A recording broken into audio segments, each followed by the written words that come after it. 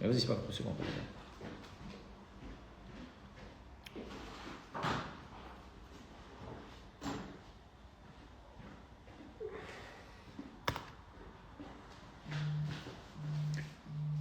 Prends-le, fais un texto à Delph, regardez si la qualité est bonne. Salut Silem, salut Spotify. Salut les gars. Bonsoir à tous, j'espère que vous allez bien. On a une meilleure connexion apparemment que les autres fois. Salut Jérém, salut Laura, salut Olivia. Bon, alors j'ai pas pu faire d'Instagram cette semaine parce que j'étais au taquet, j'étais à Paris tutti quanti. J'en fais un cette semaine avec Delph, promis. Ce soir c'est l'instant golf avec Fred. On va recevoir Cyril Miranda. Salut Benjo Guégan, salut tout le monde. Monsieur Jean Ignace est là. Coach, je suis là demain matin. Nicolas Balade est présent aussi. Oui, alors j'ai mis le volet parce que c'est l'hiver. Alors en plus d'être beau, il est chaud. Comme quoi Puma allie beauté et qualité. Il y a Ander Heisman qui est là. Alors Ander, tu fais le live avec nous lundi prochain si ça te va. À la fin du pro parce que ce soir à partir de 19h, donc on va recevoir Cyril Miranda dans une minute. Et à la fin du direct, on recevra une personne qui joue au golf, une demoiselle, qui va m'envoyer son invitation au My Golf Belgique qui est là. Et pendant 10 minutes, elle pourra partager un peu avec Cyril pour voir comment elle peut évoluer, puisque son objectif c'est de passer 9 de handicap, elle est 10. Elle va pouvoir profiter des bons conseils de Cyril Miranda, gratuitement, bien sûr, puisque cette émission, elle est gratuite et puis elle ne nous rapporte rien. Peut-être que dans le futur, mais pour l'instant, c'est le plaisir d'offrir le manège à bijoux, l'esprit Leclerc. Voilà, manège à bijoux Leclerc, référence. Évidemment. Là où je fais mes courses et j'adore. Donc il est 19h, je vais voir si Monsieur Miranda m'a envoyé une invitation. Non, je vais lui en envoyer une de suite. Monsieur Miranda qui est un nouveau papa. Vous allez voir, avec une super carrière. Hop, il est là. Hop, je l'invite. Vite. Oh là! Oui, alors? Oh, Cyrilou! Ça va, Cyril? Impeccable. On t'entend bien? Tu nous entends bien? Tu nous vois bien? Alors, ouais. Le panoramique ne marche pas sur Instagram. Et là, voilà. Voilà. Là, on doit pas être mal. Là, t'es parfait. Là, tes bijoux. Parfait. Est-ce que tu nous entends bien? Je vous entends parfait. Est-ce que la qualité est bonne? La qualité est bien meilleure que la semaine dernière. Ça s'applaudit. Merci Orange. C'est peut-être grâce à l'invité aussi. C'est grâce à l'invité. Bon, comment ça va, Cyril? Ben, ça va très bien. Les nuits sont courtes, mais ça va bien. Et oui, nouveau papa, on l'a dit la semaine dernière. Encore félicitations. Ouais, merci. Alors, il y en a peut-être qui ne te connaissent pas. Alors, je ne pense pas, bien sûr, parce qu'on a plein de golfeurs là, qui arrivent. Je pense que tout le monde te connaît. Mais est-ce que tu peux te présenter en quelques secondes, voilà, dire un peu qui tu es, etc. Pour tous ceux qui nous ont rejoints. Maintenant, je me fais vieux, hein, j'ai 36 ans. Je suis head coach au Golf de la Boulie, Racing Club de France. Je suis en charge de l'équipe hommes. À côté de ça, je suis aussi formateur à la Fédé pour les futurs profs de golf. J'ai mes 3 degrés d'enseignement, donc le BP, le DE, le DES.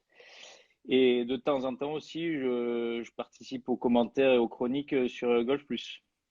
Donc, voilà tu es anciennement aussi cadet sur le tour. J'ai passé 4 années sur le tour européen en tant que cadet d'une part pour aider Ben Hébert et d'autre part pour parfaire ma formation. Magnifique. Être au contact des meilleurs joueurs, meilleurs coachs du monde, ça vaut toutes les formations du monde. Un beau CV quand même. On essaye de l'étoffer au jour le jour. Bon, c'est bien. C'est une belle carrière quand même qui continue à la Boulie, c'est ça? Tout à fait. Donc là, tu es en congé paternité? Non, j'ai repris. Non. Ben oui, j'ai repris. Tu veux une ordonnance pour continuer? Je peux te trouver un truc. Hein? On verra. Je fais partie des chanceux qui adorent leur métier. Donc, ouais, ça te manquait. C'est pas une star de se lever le matin. Bon, c'est bien. On va faire juste pour… Là, tu nous as décrit un petit peu ce que tu avais fait, un petit peu ton parcours, ton CV. On va faire un petit jeu. Ça s'appelle le petit jeu des 30 secondes. 30 secondes. Voilà. Vas-y. Sur une idée de Fred Aubert. Donc, on va te montrer ici sur l'écran. Voilà. Et tu vas nous commenter. Tu as 30 secondes. Tu vas voir, c'est très simple. Tu vas avoir 30 secondes pour commenter les images. Donc, est-ce que tu vois bien l'écran là? Ouais, ça va, ça va. Au moment où ça. C'est parti. Ah, le golf de Chiverta, ben, là où j'ai commencé le golf, là où j'ai connu tout, du cours de golf débutant jusqu'à être capitaine de l'équipe première. Donc ça, c'est pour la partie le cœur. Sur la partie terrain, le plus beau tracé du sud-ouest à mes yeux. Un parcours qu'on peut jouer sous tous les temps. C'est un sol en sable, donc qu'il pleut, qu'il vente, qu'il neige ou qu'il fasse beau, parce que ça arrive des fois au Pays Basque. On peut jouer dessus à tout temps et à toute heure. Magnifique. Ça, c'est à l'Open de France. Ça a été la une de l'équipe. D'ailleurs, Open de France 2017, si je ne m'abuse. Photo où on n'avait pas brillé, mais l'équipe s'était servie de cette photo pour dire qu'on était très bien placé sur un tournoi, et c'était même le jour de mon anniversaire. Donc j'étais à l'affiche, à la une de l'équipe, le 8 décembre, le jour de mon anniversaire. Tortue de mer, fabuleux. Ça peut vivre pendant 250 ans. 250 ans, c'est aussi le temps de routine de Fred Aubert sur les greens. Le temps qui vise toutes les pentes, notamment du nouveau green du 2 et du 3 à Chantaco. T'as 12 secondes à faire dessus encore. Moi, ça me rappelle surtout le monde des Nemo. Ouais. Le Nemo qui veut dire en latin personne. Et personne, c'est le Magnifique. nombre de personnes qui comprennent Fred Aubert. Ça doit être la photo au Vaudreuil cette année, enfin, en 2022, lors de la montée en Gounouillou, qui était mon objectif principal qui m'avait été donné par la commission sportive lors de mon arrivée. On a rempli l'objectif dès la première édition. Donc, un moment fabuleux avec une équipe de tueurs et bien orchestré par Greg Casal d'un côté et Arnaud Vaudam de l'autre. Magnifique. Oh, quel talent. Le timing est respecté. On a commenté les belles photos. Superbe. Bravo, quel talent. Et surtout, là où je suis un petit peu, je dirais, peut-être pas surpris, mais épaté, c'est la connaissance, bien sûr, de la tortue de mer. Ben, il faut de tout pour faire un monde. Arnold et Willy. Ça s'appelle. Belle référence, mon Cyril. Allez, c'est au tour de M. Fred Aubert qui t'a concocté une série de questions, tu vois, très sérieuses, pour une fois. On les a fait ensemble. Hein. Très sérieuses, pour une fois. Donc, on va partir sur deux concepts. Sur le concept de cadet, quelques expériences que tu as eues là, et surtout sur le coaching aussi. Ouais. Mais sur le caddie, sur la préparation d'un tournoi de golf pour un cadet, il arrive à quel moment par rapport aux joueurs et une semaine type? Alors, il y a plusieurs manières de fonctionner. Je vais vous parler de la manière dont on fonctionnait avec Ben, sans dire que c'est la manière dont il faut faire les choses, mais nous, ça fonctionnait comme ça. J'arrivais 24 heures avant Ben sur les tournois, à savoir le lundi matin, quand Ben arrivait le mardi. Et sur cette journée que j'avais tout seul, je reconnaissais le parcours, je marchais le parcours, comme on dit. Je prenais toutes les notes qui me semblaient pertinentes, toutes les notes que je pensais pertinentes pour Ben. Et si c'était un parcours que je ne connaissais pas, je le remarchais, mais à l'envers, pour voir toutes les vues qu'on pouvait savoir. À l'envers Ouais, vraiment. je marchais du green du 18 jusqu'au départ du 1. À Ah ouais, l'envers, ok. on voit de bien meilleurs angles depuis le green. Et souvent, Ok. on voit ce que veut nous raconter l'architecte d'un parcours ou les pièges dans lesquels il veut nous faire tomber quand on marche depuis le green. Ok. Nous, on pourrait jouer à l'envers et parcours peut-être. Oh, bon, on joue déjà bien assez à l'envers comme ça. Ouais, vous swingez bien à l'envers déjà. Ouais, salaud. Ok. Eh ben, écoute, je vais faire ça moi dès demain parce que Jean-Ignace est là, je pense que ça va me faire du bien. Et est-ce que tu faisais les recos avec lui ou pas? Interdiction. Moi, je marchais juste. Non, mais quand un joueur faisait la reco, tu n'étais pas avec lui. Ah, si, pardon. Si, la reco du mardi, c'était ensemble. D'accord. Et parfois, quand on jouait le programme le mercredi, on avait un petit surplus de reco pendant ce temps-là. Mais les programmes, Et les programmes, tu faisais avec lui. Ouais, bien sûr. Ok.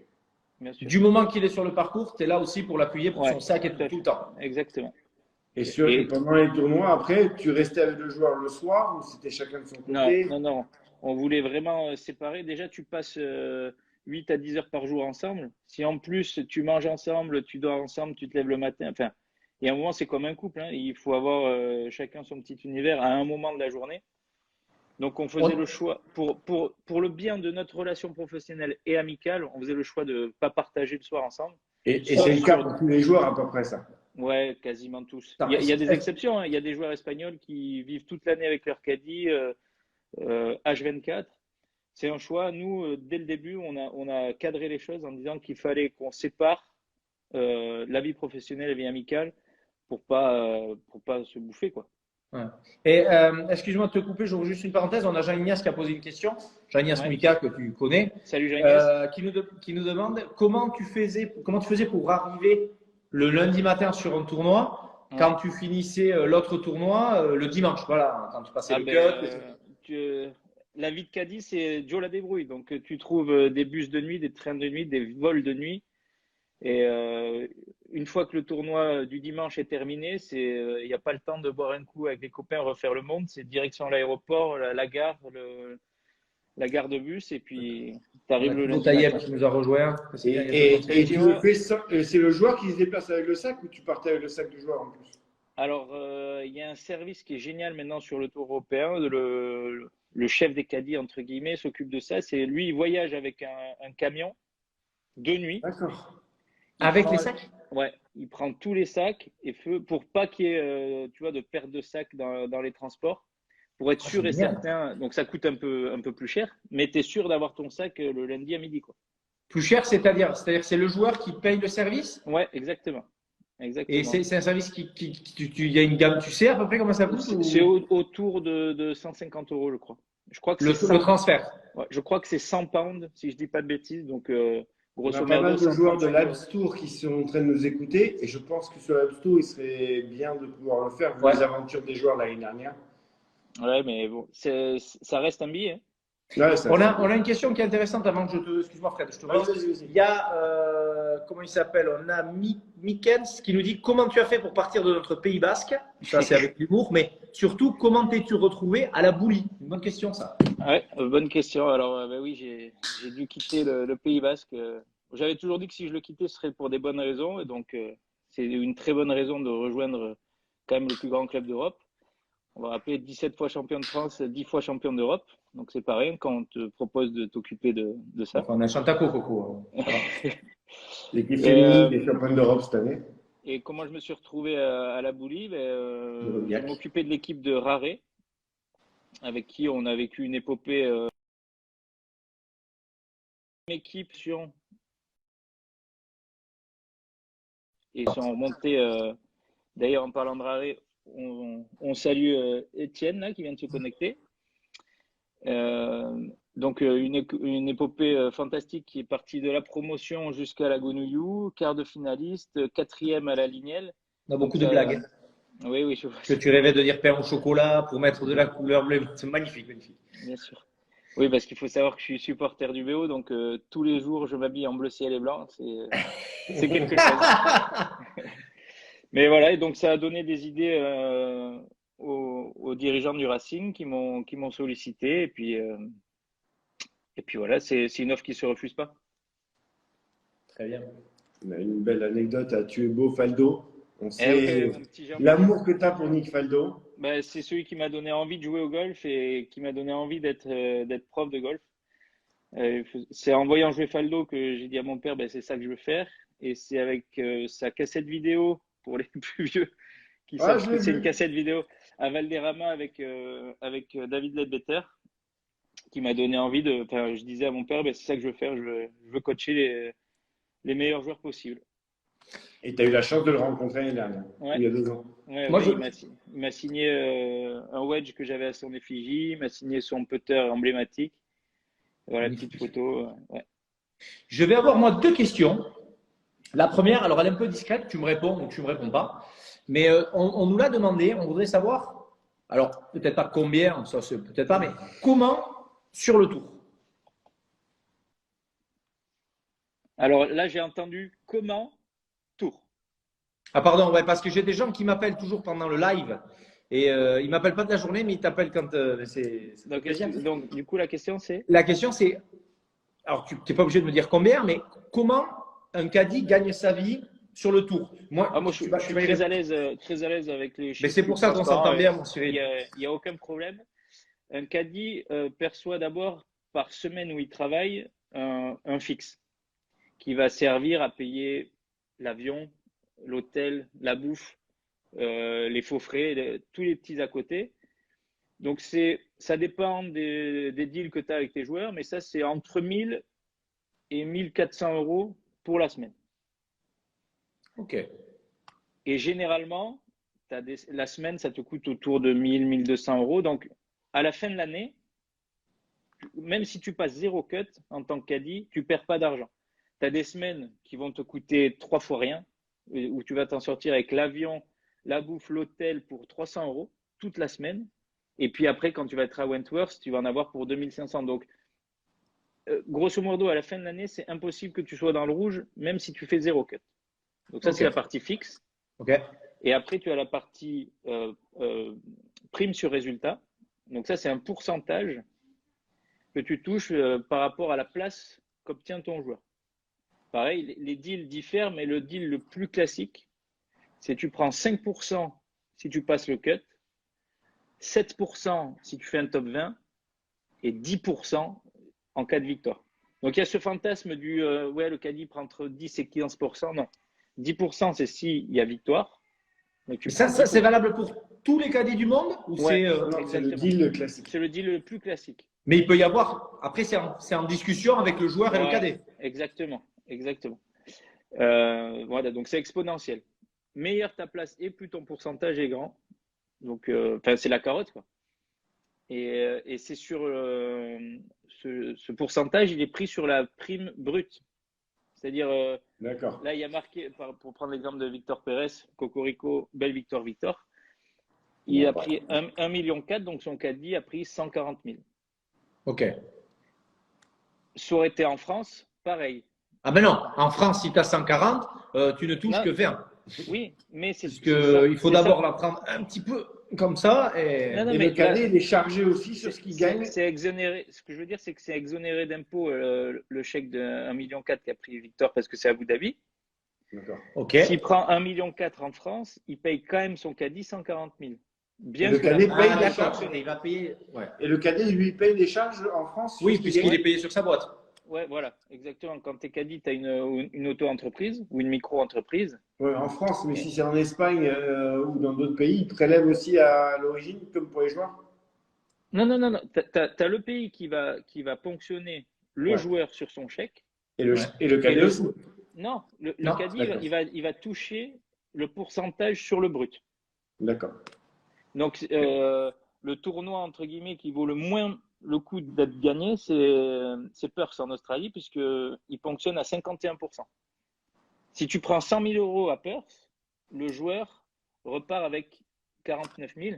No way. Plus 10 000 au cadet. Et ouais, donc 39 000 puisqu'il a mis 10 000 au caddie. Et plus les 1000 de fixe.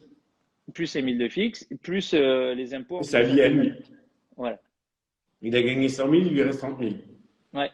Ah ouais, un peu comme les artisans en France. Hein. Mais... C'est un débat, nous recevrons Jean-Luc Mélenchon lundi prochain. Donc voilà, j'ai répondu à ce que tu voulais. Très clairement, parfait, merci. Tu vois, c'est bien parce que voilà, on entend toujours plein de choses. Et voilà. Et maintenant, on voudrait savoir comment tu as fait pour passer aujourd'hui de cadet à coach de golf, à coaching d'équipe. Et pourquoi Alors, c'est pas que je suis passé de cadet à coach, c'est que je suis un coach qui a eu une expérience de cadet. D'accord. C'est pas le cadéage qui m'a amené sur le coaching. J'ai toujours été coach et j'ai toujours voulu être coach du plus haut niveau possible. Et qu'à un moment s'est présenté l'opportunité de cadet Even, je l'ai vu comme l'opportunité parfaite de finir ma formation. Donc, tous les moments où moi, j'étais pas en train de cadayer, j'étais à discuter avec les meilleurs joueurs et meilleurs coachs du monde. Pourquoi tu fais ci? Pourquoi? Dans quel but? Ah ouais, est-ce que tu peux m'expliquer telle ou telle chose? Je t'ai vu travailler ça. Enfin, j'ai fait ma formation sur le tas, mais disons que j'ai perfectionné ma formation. Ça a été la cerise sur le gâteau. Quoi. Le gâteau. Et tu as préféré donc après repartir dans le coaching? Ah oui, c'était certain que Mon expérience de KDIA, j'avais un temps limité. D'accord. Je m'étais donné 3 ans, j'ai fait une 4e année en plus, Ok. mais Est-ce j'avais que fait. ça te manque? Non. La vie sur le tour par moment me manque, Ouais. mais le fait de KDI, non, non. Je savais que c'était. Il y avait un début et une fin, je le savais très bien. Par contre, ouais, certaines personnes, le fait que ce soit un peu comme une troupe qui se déplace, ça me manque un petit peu, mais le but, c'est d'y retourner en tant que coach. Ouais, puis Et c'est j'ai difficile à déjà eu gérer quelques aussi. Il y a expériences. Martin Couvra qui est parmi nous, tiens, que tu peut-être iras le KDI, tiens. Salut mon petit Non, le Martin. coach. Eh Ou le coacher ou le KDI, peut-être qu'attends, c'est un oui, bon KDI. Quand tu as besoin d'un bon KDI. non, mais KDE, c'est terminé. Ouais. Mais d'ailleurs, donc le but, c'est d'y retourner en tant que coach. Et j'ai déjà eu quelques expériences sur le Tour européen en tant que coach. Donc, et je On a, sais on- que ma vie, elle va s'articuler autour de ça. on a une super question d'Anthony Gas D'Anthony qui Gas. dit peut-on être cadet quand on est moyen en tant que joueur? Pourquoi je te dis ça? Parce que cette question va rejoindre la mienne, puisqu'aujourd'hui, par exemple, moi qui suis 6 de handicap, aujourd'hui, je peux être également coach de golf Ouais. en passant mes diplômes, ce qui, à mon sens, est absolument Un bon sens. scandaleux, parce que je ne peux pas apprendre à quelqu'un à jouer si on n'est pas pro de chez pro comme avant. Donc, est-ce que dans les deux sens, est-ce que tu peux. Ouais, Qu'est-ce que bon, tu penses de ça et est-ce que tu peux répondre à la première question et qu'est-ce que tu penses de la mienne? on va faire en 2 parties. Donc d'abord, très bonne question, Anthony. Pas la peine d'être un très bon joueur de golf pour être un très bon caddie. Il suffit de comprendre le jeu, connaître son joueur et savoir les enjeux de la mission du cadet, à savoir donner des informations objectives pour que le joueur prenne sa meilleure décision. Si tu sais faire ça, tu peux être 15 d'index et savoir gérer ça. Quelqu'un qui regarde le foot ou le rugby à la télé, il n'a pas besoin d'être un grand joueur de rugby pour savoir qu'il faut taper la pénalité, prendre la mêlée ou quoi. Donc sur l'aspect tactique, si on comprend bien le golf et les enjeux de la mission du cadet, on peut être 25 d'index et être un super cadet. Maintenant pour Tu vois, l'enseignement. c'est bien que tu aies dit ça parce que moi, j'aurais pensé le contraire. Ouais. Donc, c'est. Oui, Mathias. Oui. Et Oushkadi 66. Pour ce qui est des pros. Pour ce qui est des pros, alors pareil, pas la peine d'avoir été un énorme joueur de golf pour être un bon coach. Ceci étant, si demain je dois m'adresser à un joueur du Tour européen et lui dire là il faut que tu fasses ci et ça, heureusement que j'ai mon expérience de cadet sur le Tour, mon 3e degré et ma petite expérience de jeu pour pouvoir parler de la situation en question. Oui, mais je veux dire, t'es scratch, t'es négatif. Oui. Voilà, aujourd'hui, un joueur 6 d'index, ou même Fred qui était 2, il pourrait être coach. Mais il n'a pas, même s'il joue très bien au golf. Non, mais il pourrait être enseignant. Enseignant. Oui, enseignant. Attention. Donc, tu as ton 1er degré où, bon, de nos jours, être 6 d'index, c'est pas être 6 d'index il y a 25 ans. Non, donc, il n'y a plus les index fédéraux maintenant. Il faudrait revoir un peu à la baisse disons les prérequis pour entrer en formation. Moi, je trouve notre point de vue. Nous, on trouve qu'aujourd'hui, il y a un décalage entre enseignants il y a, je ne sais pas, 15 ans, 20 ans. Bien moi, sûr. je suis un jeune golfeur, donc je ne sais pas comment ça fait. Et aujourd'hui, quand je vois certains moustiques sur Internet qui envoient des saucisses en disant j'ai réussi à passer, ou je ne sais pas comment ils sont démerdés, à descendre d'index, et qui veulent être pro, enseignants. Je dis, mais comment, enfin, tu vois, c'est pas un service au golf. Ni aux gens qui vont mais ça dépend. apprendre. Oui, il faut revoir les prérequis, c'est une certitude. Ceci étant, on peut. Tu aimes beaucoup cette expression, ceci étant. Cela dit, j'aime beaucoup. J'aime bien paradoxalement. Complètement, nonobstant, certes. Et donc, ceci étant, on peut être un très bon enseignant en étant un joueur lambda à 3-4 d'index, il n'y a pas de problème. Après, tout dépendra du public auquel tu veux t'adresser. D'accord.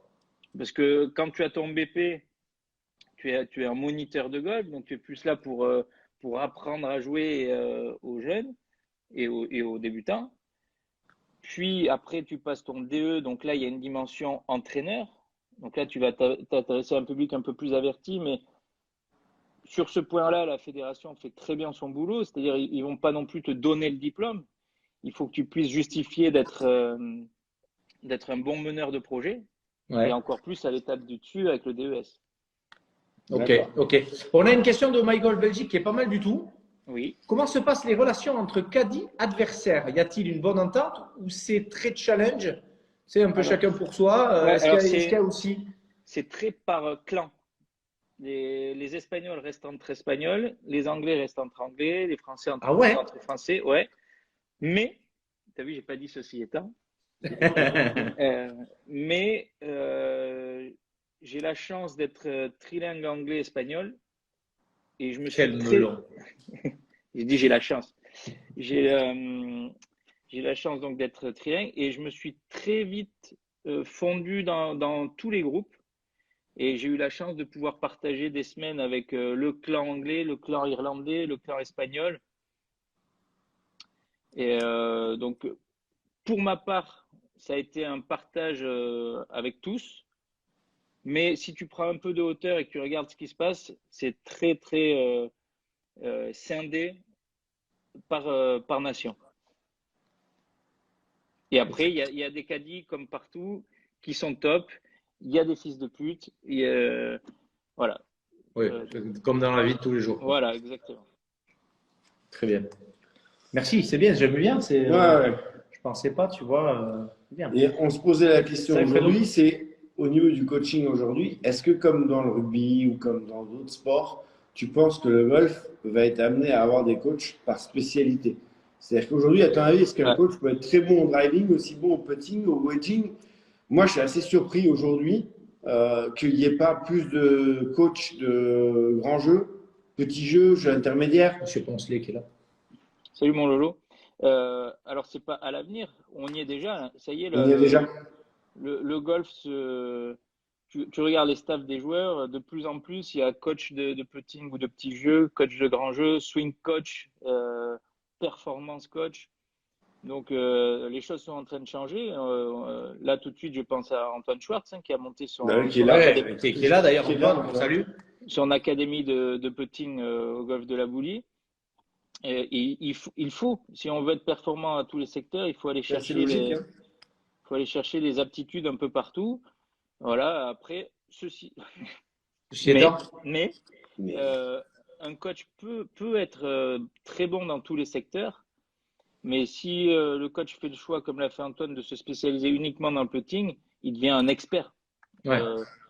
Là, vous Et à prenez, très haut niveau aujourd'hui, tu as besoin d'avoir des experts sur certains bien secteurs. sûr, exactement. Et Surtout que t'as le besoin putting, d'avoir c'est des- quand même, ça reste 50% de ton score. Du hello. D'ailleurs, tu utilises, je crois, parce que bon, tu es, sponsorisé, tu es ambassadeur de la marque Titleist et Footjoy, je crois. Ouais, Mais tu as également Garmin, que Oui, moi également, tout à fait. tous les deux, on est ambassadeur Garmin. coucou Garmin. Magnifique. Est-ce que tu utilises, parce que je voudrais que tu nous parles également de ton bandeau, après ça, je voudrais que tu en Ouais. parles, mais est-ce que toi, dans tes méthodes de travail, est-ce que, parce qu'on voit beaucoup de gens avec les Trackman, les plaques de force, etc., est-ce qu'il les faut? Est-ce que tu utilises, par exemple, le radar de chez Garmin? Est-ce Ouais, que bien tu peux sûr, nous bien éclairer un petit peu là-dessus? Moi, j'utilise le R10 de Garmin. Ouais, je l'ai aussi. C'est un super outil et il a révolutionné l'enseignement. Parce que tu peux pas, à un moment, il y a une grande phrase en anglais quand on l'a traduit qui dit il ne faut pas deviner ce que tu peux mesurer. Et une machine, elle va te donner des chiffres d'une précision énorme quand, par le passé, ou certaines personnes même vont te deviner le swing. Il y a un moment, tu peux pas aller à l'encontre d'un faux objectif comme des chiffres. Et justement, grâce à des outils comme le R10, tu peux appuyer ton raisonnement de coach grâce aux chiffres. Et tu peux pas aller à l'encontre. C'est comme un docteur qui va te dire c'est le fémur qui est cassé. Ben, s'il a une radio hyper précise, il va te dire attends, non seulement c'est le fémur qui est cassé, mais il est cassé exactement là, donc c'est comme ça qu'on va travailler. Donc c'est exactement la même Et chose. le R10, c'est ce qui fait partie des radars que tu peux amener sur le parcours. Parce que Ouais, tout à ce que fait. moi j'avais un peu reproché au premier radar, c'est que tu tapes comme un fou au practice, mais dès que tu as besoin de faire un drive sur un dogleg, sur Ah ouais, un non. coup un peu compliqué, tu vas pas l'accélérer exactement comme C'est hyper léger, hyper pratique. Tu donc, l'as tu peux dans utiliser la sur le poche. parcours. Ouais, tu peux le Ça, poser c'est sur un le énorme parcours. avantage. Ouais, et tu peux le mettre même dans les pentes et tout, à la différence de certains concurrents. On nous demande ce qu'est l'outil de chez Garmin R10. C'est un radar qui est un peu, on va dire, comme le Trackman, mais qui est beaucoup plus abordable et qui est, je Voilà. pense, tu me confirmeras, Cyril, beaucoup plus ouvert au monde amateur, entre Bien sûr, guillemets. bien sûr. Et alors, bien sûr, vu le prix attractif du R10, ce ne sera pas de la même précision que le Sûr. Trackman. Mais ça donnera une tendance relativement précise quand même pour pouvoir travailler. Si vous achetez un R10 et que vous travaillez avec votre pro et que vous voyez que vous avez tout le temps le chemin de club, par exemple, je dis n'importe quoi. Imaginons que vous observez que vous avez un chemin de club qui est tout le temps à moins 5,5, tout le temps, tout le temps, tout le temps, vous savez que le problème, il est là. Ouais, mais au moins, tu es régulier. Et si vous passez sur un concurrent plus précis qui vous dit, ah non, c'est pas moins 5,5, en fait, c'est moins 4,8, vous l'avez, votre tendance. Ouais. On a Laurent Poncelet Ouais. qui est en train de nous envoyer, je pense que tu vas nous en parler. Est-ce que tu utilises toujours ton Focus Band? Est-ce que tu Ah peux oui, nous en parler? c'est un de mes outils préférés. Alors, Qu'est-ce que c'est? Est-ce que tu l'as là? Tu l'as pas? Si, bien sûr, j'ai Ah, toujours, j'aimerais bien le voir parce que tu l'as vu toi déjà ça? toujours C'est vrai? dans mon sac magique, j'ai toujours tout. Ah ça, je voudrais bien que tu nous l'expliques de A à Z parce que je pense que. Est-ce que tu l'as essayé sur le bébé? Alors, Moi, qu'est-ce que c'est cet objet là? Alors, c'est un bandeau qui mesure l'activité cérébrale en temps réel. Et il a été prouvé, les mecs qui ont inventé ça, c'est des physiciens et des sportifs de haut niveau. Ils ont prouvé que si le cerveau est focalisé d'une certaine manière, le geste de performance sportive, il est parfait, si tant est que tu es à un certain niveau. Mais si tu acquiers dans ta carrière, avec des guillemets, un swing solide, par exemple, pour prendre l'exemple du golf, le bandeau va t'apprendre à aller solliciter les bonnes zones du cerveau pour être dans ce qu'on appelle vulgairement, tu sais, être dans la zone. Ok.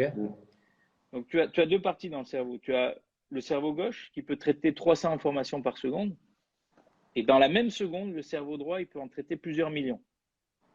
Et pour caricaturer,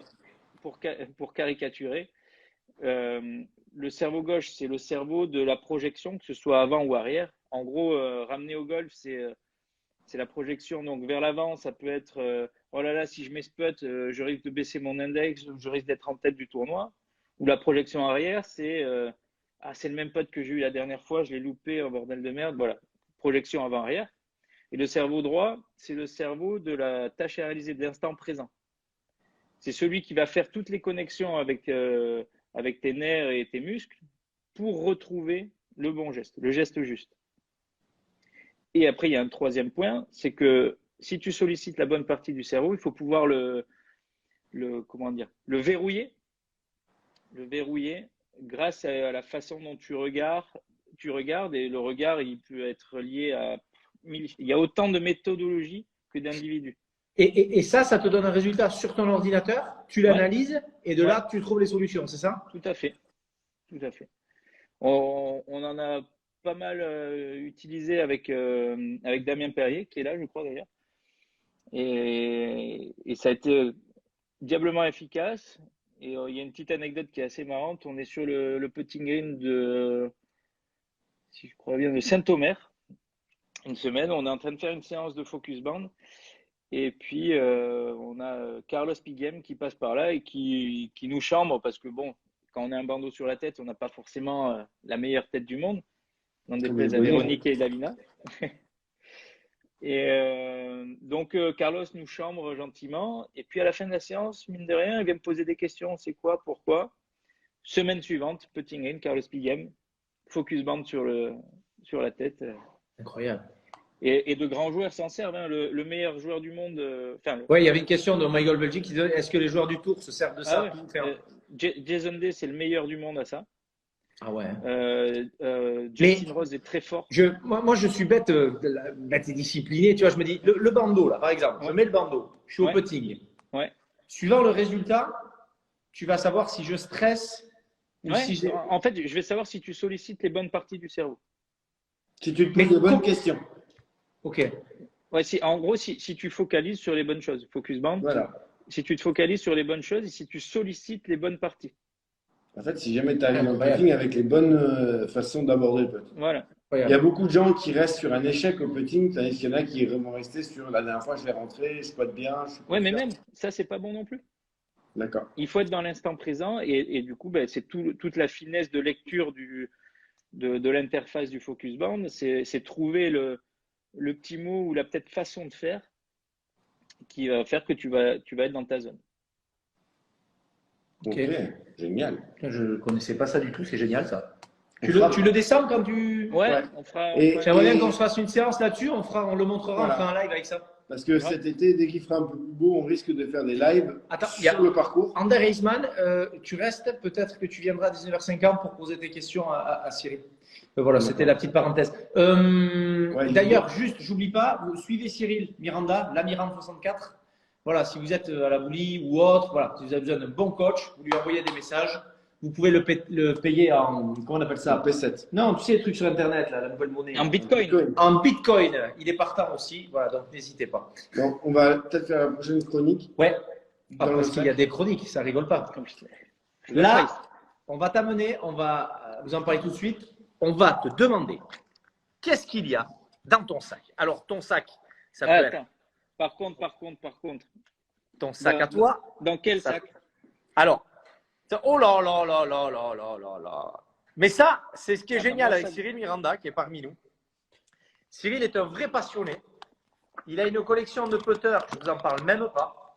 Une collection de sacs, mais c'est le golfeur dans tout son art, Cyril. T'as vu tous les sacs qu'il avait encore? T'as monté ça du pays? Je ne sais pas comment t'as fait pour monter ça à Paris. Hein. Avec un camion? Oh là là. Eh bien oui, à 150 €. Alors, est-ce que tu peux nous Et dire… pour le coup, mon sac est là. Magnifique, Titleist, super. Est-ce que tu peux nous dire, alors, ce qu'il y a dans le sac, c'est avec Fred, on est d'accord, il y a 14 clubs, les drivers, les putters, bon, ça, on le sait. Toi, en plus, tu es Titleist, je crois que tu joues les MB, c'est ça? C'est ça, MB, TSR3 sur les bois, putter. Alors, en ce moment, vu que je collectionne les putters, j'en ai beaucoup. En ce moment, j'ai le button back, le même que Groupe Skopka. Magnifique, le vrai de vrai du tour. Le vrai, avec le petit capuchon du British Open ramené par Ben Hébert.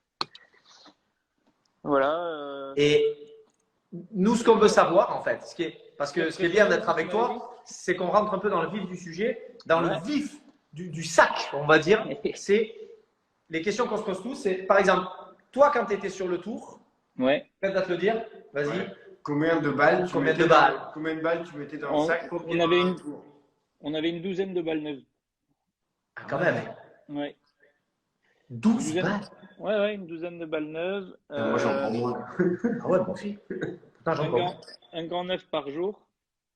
Bon, après, Un c'est grand des neuf. joueurs, c'est des joueurs qui reçoivent 3-4 douzaines et 4 gants par semaine. Donc, ils peuvent se permettre. C'est un luxe. Hein. Ok.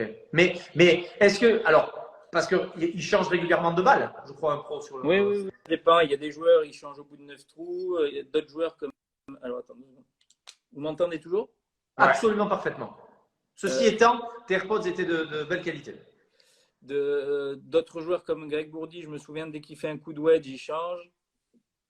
D'autres joueurs, c'est dès qu'ils font un birdie, ils changent. Enfin, Ah ouais. ils changent régulièrement de balle. Oui. Ok. Et est-ce qu'il y a des petits. Alors, après, tu vas juste nous dire pour le niveau amateur ce qu'il faut avoir dans le sac, mais est-ce qu'il y a des petits. Comment dire des petits trucs dans le sac. Voilà, je dis n'importe quoi. On en parlait avec Fred tout à l'heure, une boisson énergétique, Ouais. de la nourriture. Qu'est-ce que tu as, par exemple, toi, dans ton sac, si tu pars en compète? Pour le coup, c'est même pas préparé. Alors, là, j'ai quoi?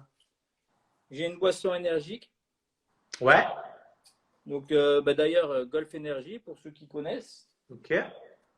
J'ai des barres, toujours Golf Energy. Là, j'ai quoi? Bon, tu manges tous les combien sur le parcours? Alors, là, c'est très, très personnel. Je mange au départ de tous les trous multiples de 3. Tous les 3 trous, je mange un morceau de barre. Ok, là, tu l'imposes à tes joueurs en coaching à haut niveau? ou chacun est libre de faire ce qu'il veut? Chacun est libre de faire ce qu'il veut, mais on va Proposer. essayer d'observer. Est-ce que c'est pertinent de manger autant que tu le fais ou aussi peu? Tiens, comment tu as joué? Là, on va changer le rythme de nourriture. Oui, je mange des dinosaures, mais quand je ne joue pas. Donc voilà, ça va être de l'expérimentation. Donc moi, Vous avez un gant, vous avez un seul gant pour la partie ou tu en as toujours un de réserve au cas où? Ah non, j'en ai plusieurs de réserve. Ouais. Mais généralement, on prend un gant neuf au départ de chaque 18 trous. Le poids du sac sur le tour, comme ça, que tu portais? Ouais, autour de 15 kg, 20 kg. Donc 20 kilos pendant 4 heures, en gros, quoi. Bah ouais, pendant 5 heures, avec les allers-retours, tu te fais Tenue de pluie, la totale. Ouais, tu te fais un petit 15 km avec tous les allers-retours. Ah ouais, putain. Énorme. Voilà, donc boisson énergisante.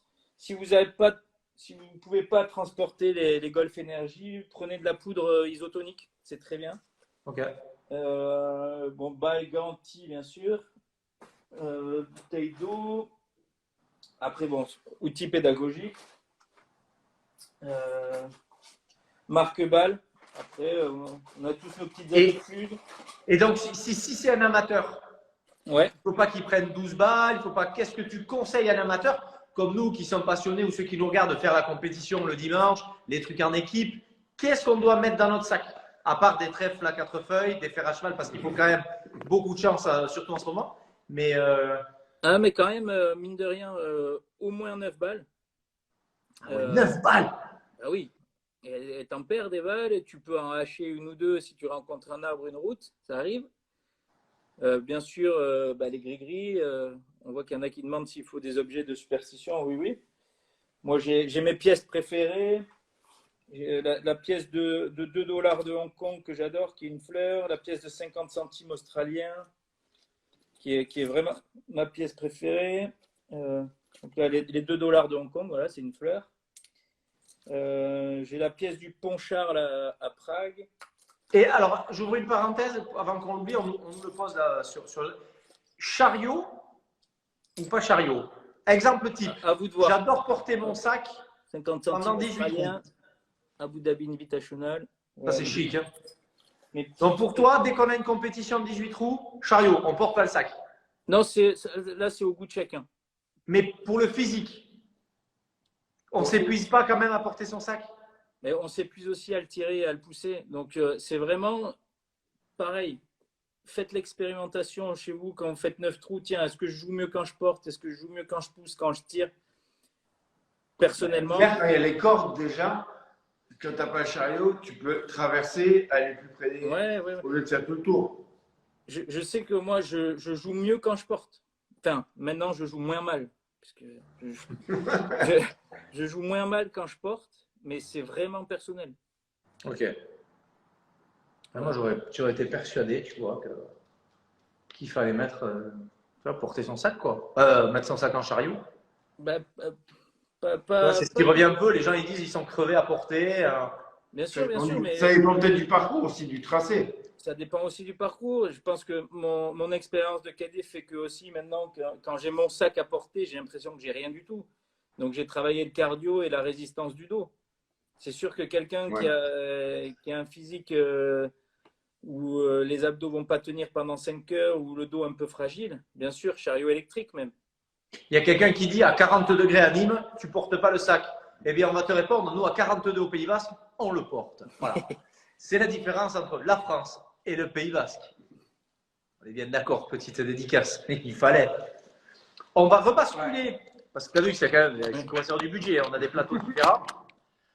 Et moi, je vais te demander quels sont tes projets pour l'année 2023, qu'est-ce que tu espères, qu'est-ce que tu veux, où tu vas sur cette année 2023 avant de prendre quelqu'un avec nous à l'antenne. Et puis après, on te laissera t'occuper de ton bébé.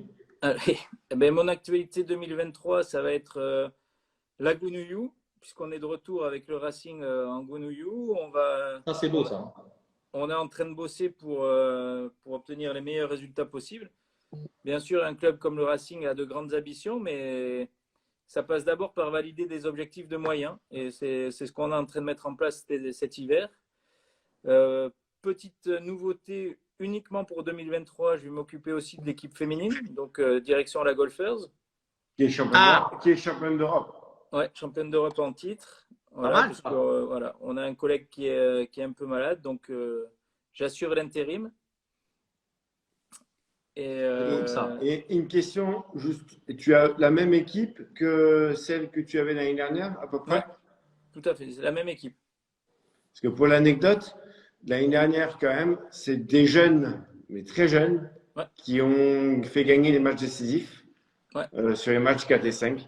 Ouais, Thomas Boura et Louis Grisot qui ont. Et qui ont nous, on apporté les suivait points décisifs. précisément la finale numéro 1, puisque l'équipe de Chantaco était en finale de l'autre côté Il y aussi. a quelqu'un qui dit et au prom de la Nivelle, tu le portais ton sac pour moi, puisque nous avons gagné le prom de Noël avec Frédéric Aubert, Alaric Mercier Et Antoine Aubois. et Antoine Auboin. Non, parce qu'il faut savoir que la Nivelle, et tu vas le confirmer Cyril, est un parcours assez montagneux et qu'il est préférable, moi à mon goût perso, de prendre un chariot. Tu confirmes?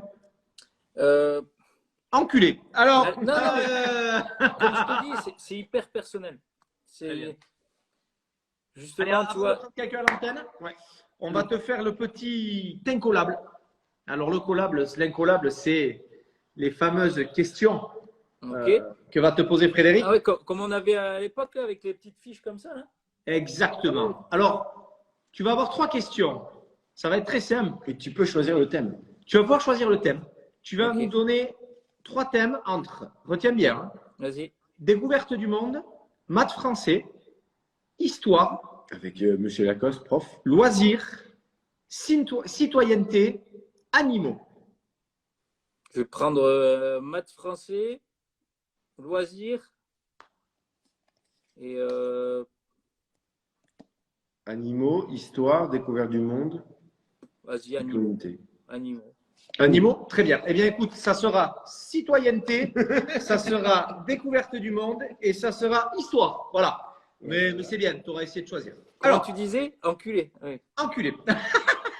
Alors, tu as ou le bonnet d'âne ou D'accord. la fameuse verte d'Augustin. Attention, la réponse après les questions. OK? Histoire, on va voir où tu te situes. Je ne sais pas si tu pourras. C'est la catastrophe. Voilà. Histoire Ça peut, regarde, ça peut être un souvenir extraordinaire. Regarde. Avec Tiger qui te remet ta veste. Non, mais histoire, tu peux déjà me donner le Il bonnet. y a le petit bonnet d'âne. Voilà. Je sais pas si on arrive à voir que c'est Cyril sur le bonnet d'âne. Tu vas bien? Regarde. Le petit montage maison. C'est parti. Question histoire de CM2. Oh non, c'est dur, CM2. Il est nul. Bon, fais du CM1. Voilà. Trouve l'intrus entre Richelieu, Mazarin et Henri IV. Henri IV, c'est pas un cardinal. Oh putain. Oh le con. Tu les as ou quoi les fiches? Comment tu sais ça? Il y a Delphine qui est là, ma petite femme, qui dit le pauvre. Mais moi, je me serais planté. Comment tu sais ça? Un peu de lecture. Et j'ai quand même fait une licence de lettres, donc quand même Quel un peu de melon. lecture. Et il nous a dit pas histoire. Il Ah savait ouais, qu'on avait regarde-le. changé les cartes. Salaud.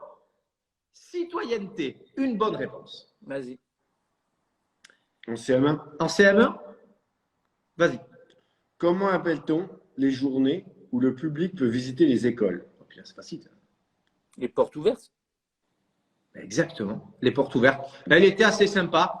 2 bonnes réponses. Attention. CM2. Découverte du monde. Oh, bah là, Non. Non. Allez, allez, Non. CM2. Allez, vas-y, Allez, oui, vas-y, si, allez. si. Ouais, mais elle est Mais c'est d'actualité. pour ça que j'ai Elle est pensé pour toi. Allez. Pendant la grossesse, où le bébé se développe-t-il? Dans l'ovaire, l'utérus ou le vagin? dans l'utérus. Bah oui. Eh bien, c'était un sans faute, bravo. Alors là, Il a dû quand même regarder la réponse. je regardais la réponse. J'ai pas trouvé. Alors, donc, tu as eu la veste verte. la veste verte remise par Tiger Woods, c'est quand même une. Peut-être qu'on pourrait le zoomer. Alors, regarde, on va bien voir comme ça. Voilà. Bien Est-ce voir. que là. Vous voyez bien que. Ah ouais. Eh ben ouais, mon gars. C'est très stylé comme montage. C'est chic ou pas? Cyril, je te l'envoie après. Quand même. Pas mal, hein? Non, mais on essaie En de plus- bosser. On essaie de bosser un peu quand même. C'est un gars qui avait gagné en deuxième série qui t'a remis la veste là. C'est un petit débutant par là. Il est pro à Souride. Ouais, voilà. le voir. Il s'appelle Tigre Woods. Tigre des bois. Tigre des bois. De la forêt. Allez, on va regarder si la collègue que je voulais est là. Auquel cas, regarde, hop, bouge pas. Mais tu sais quoi, on va voir Ander. On va prendre Ander parce qu'Ander, il voulait vraiment venir. On va voir s'il est là, s'il vient. Et s'il n'est pas là, écoute. Mais il est là, Ander. Ça va, Ander? Ça va vous? Salut. En forme tout le monde? Parfait. Cyril Miranda qui est parmi nous. Alors là, c'est la nouvelle rubrique. Voilà, on profite 5-6 minutes. Alors présente-toi un petit peu au niveau golfique. Bon, nous, on se connaît, Ander. Voilà, raconte-nous un petit peu ton golf, qui tu es. Et puis, si tu as quelques questions à poser à Cyril pour ton golf, tes objectifs pour la saison. Donc, moi, du coup, Andreas, ça fait un peu plus de 2 ans que je bosse mon golf. Avec maintenant, j'ai une régularité de jouer tous les week-ends avec un petit groupe de potes bien sympa. Je suis descendu 17 d'index et aujourd'hui, je travaille pour descendre à un chiffre. Ok. Donc là, je suis un peu dans une étape, je pense, charnière pour beaucoup d'amateurs. Entre le 15 que tu as en régularité tout le temps et aller chercher les petites approches qui vont bien, être plus près des mâts, le bon putting qui va bien pour descendre sous les 10, quoi. Ok. Est-ce que tu sais déjà tes points forts et tes points faibles? Qu'est-ce qui fait que tu as le 15 régulièrement et qu'est-ce qui fait que tu n'arrives pas à choper le plus 8, plus 9 Alors moi, je bosse surtout le chemin de club.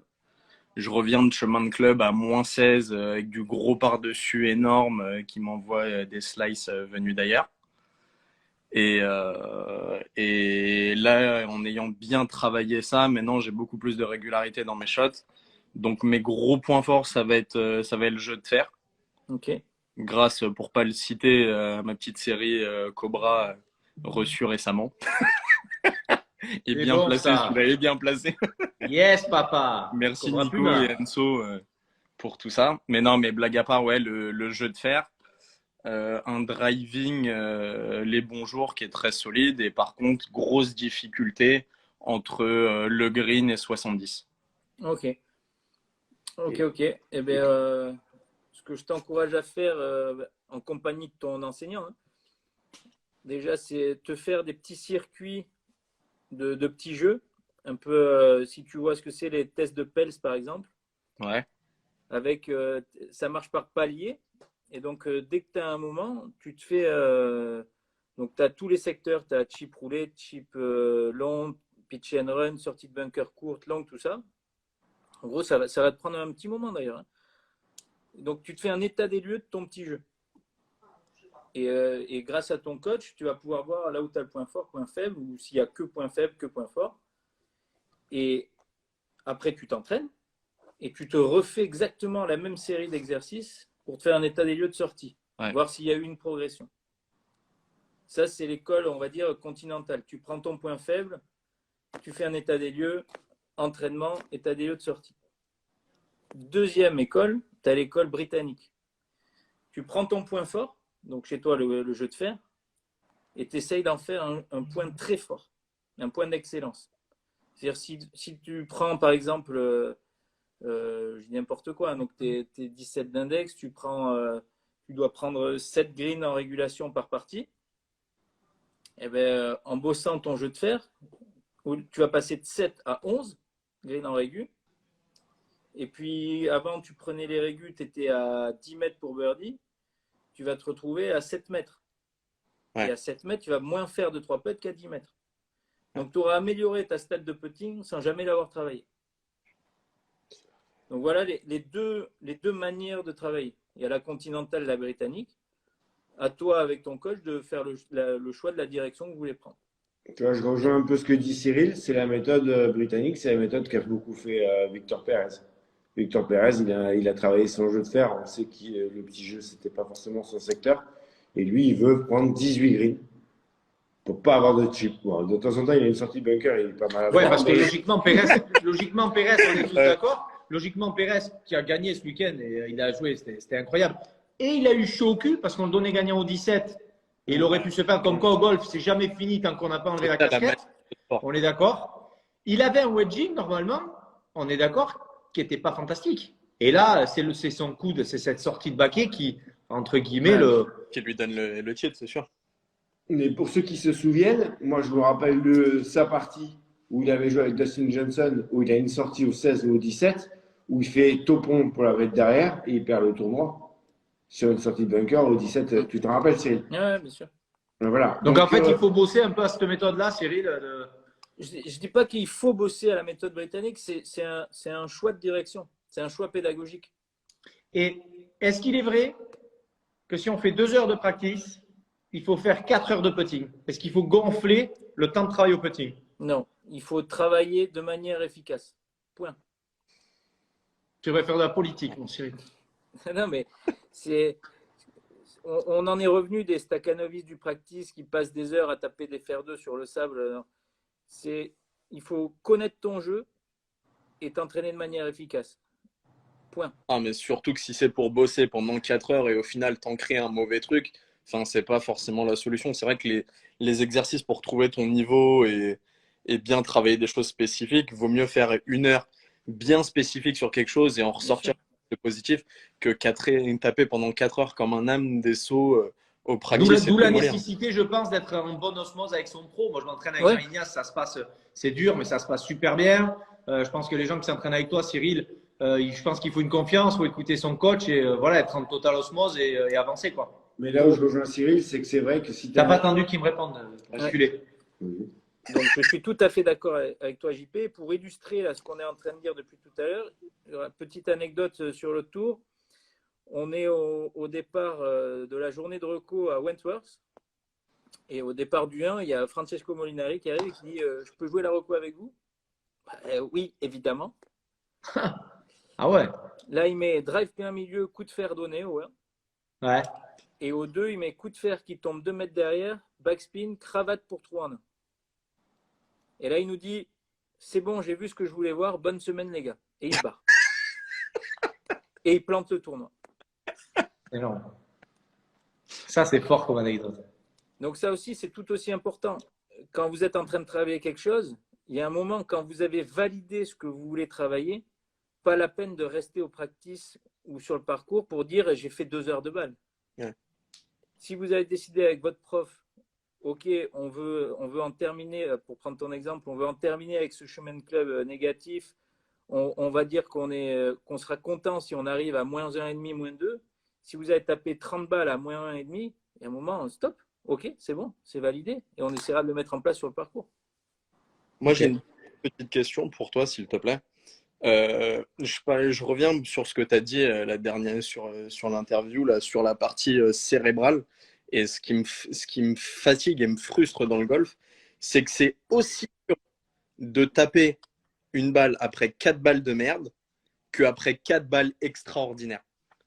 C'est là où il faut solliciter les bonnes zones du cerveau. Et c'est la chose la plus dure. Hein. Parce que 4 balles catastrophiques, tu te dis, tu es au fond du trou, tu vas sortir un shot fantastique, ça va, tu repars. Mais 4 très bonnes balles, la 5e, tu vas dire, c'est bon, ça part. Et là, tu sors une saucisse venue d'ailleurs. Parce que dans les 2 cas, tu es dans la projection. Tu n'es pas dans la tâche à réaliser. Ah, ma projection est Mais il faut aussi savoir que quand c'est le dernier truc que je voulais dire, mais entre les joueurs qui ont un chiffre et les joueurs qui ont 15, 20 et tout ça, quand ils font un coup catastrophique, ils ne sont pas pénalisés de 2 ou 3 points. Ah, mais c'est ça, non plus. Parce que pour vraiment arriver à un chiffre, il faut que ton mauvais coup soit moins mauvais et on reconnaît le golfeur à son mauvais coup. Il faut faire un bon mauvais coup, quoi. C'est-à-dire qu'on différencie un joueur aujourd'hui qui a 2, 3 d'index et un joueur qui a 12 ou 14 sur la qualité des mauvais coups. C'est exactement ça. Des coups, on va en rater toute notre vie de golfeur. L'important, c'est de le rater de la bonne manière, du bon côté. Exactement. Ou de moins le rater que par le passé. Eh bien, ça sera le mot de la fin, de la positivité. Exactement. Merci à tous les deux d'être venus. Cyril, plein de bonnes choses pour 2023. Basculez sur Golf Plus. Vous avez Golf Plus le mag, présenté par Thierry David et son équipe, ainsi que Cyril Miranda, qu'on retrouve sur les antennes de Golf Plus, à la présentation des tournois, que tu fais très bien d'ailleurs. C'est gentil, merci. Voilà. Bonne saison à tous les deux. Bonne saison à tous qui nous avaient regardé ce soir. On se retrouve la semaine prochaine. Qui c'est qu'on a la semaine prochaine, lundi? Il y a qui? Je ne sais pas. Si. Je crois qu'on n'a pas Ron, non? Non. On a peut-être Lévi. Jean-Pierre Mystère. On a qui? Jean-Pierre Mystère. Vous allez voir, ça va être du lourd lundi prochain. Merci à tous, je vous fais des bises. Bon golf, Merci tout le monde. bon entraînement et à lundi. Bon golf. Jean-Ignace, à demain.